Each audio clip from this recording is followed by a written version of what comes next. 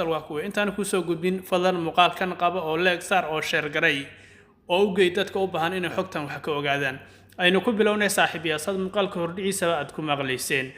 madaxweynaha dalkaasi Mareykanka Donald J. Trump ayaa ra'iisul wasaaraha Yahuuda Benjamin Netanyahu ugu baaqay in uu bilaabo in ciidamada Israa'iil laga soo daadgureeyo dhulka Suuriya isla markaana uu qaado tallaabo taas la mid ah oo ku saabsan koonfurta Lubnaan iyagana sida uu sheegay sargaal Mareykan ah iyo Israa'iil laftigeeduba sida ay sheegeen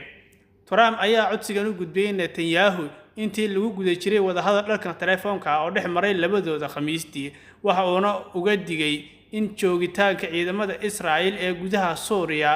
uu sii horin karo xiisadda imika taagan bariga dhexe isla markaana uu sababi karo buu yiri isku dhac cusub oo ka qarxa gobolka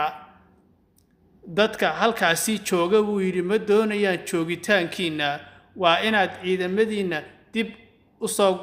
uga soo saartaan halka ama uga soo daadgureysaan ayuu yiri Trump sida uu sheegay Netanyahu sidoo kale sargaal Mareykan ah oo xoogaal arintaas ama u dhuunduleela ayaa sheegay wadahadal dhex maray inay intaasi ku saabsanaayeen sargaalka ayaa intaasi ku daray in Trump Netanyahu u gudbiyay fariin la mid ah oo ku saabsan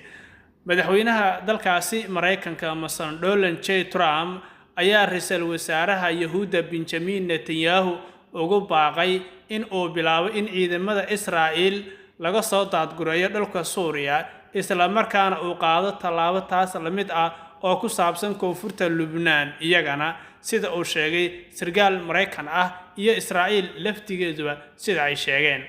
Trump ayaa codsigan u gudbiyay Netanyahu intii lagu guda jiray wadahadal dhanka telefoonka oo dhex maray labadooda Khamiistii waxa